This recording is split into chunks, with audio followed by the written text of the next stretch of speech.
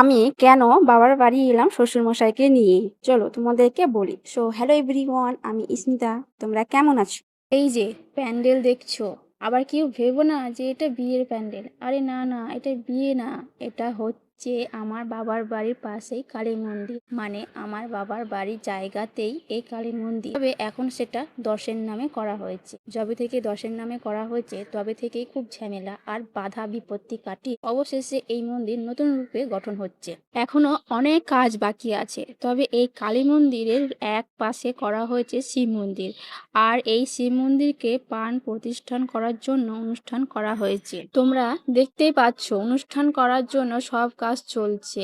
আর এই যে দেখছো কুঠি, এটা সিমেন্ট দিয়ে করা হয়েছে।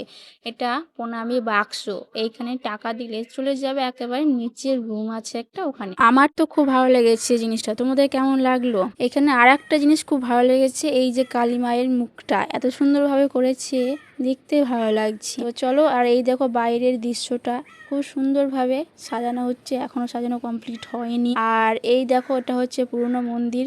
আগে যেটা মন্দির ছিল সেটা এখন নতুন করে তৈরি করা হচ্ছে। মন্দিরের নিচে একটা রুম করা হয়েছে, যেহেতু এখানে বৈশাখ মাসে একটা বার্ষিকী পুজো হয় কালী মায়ের।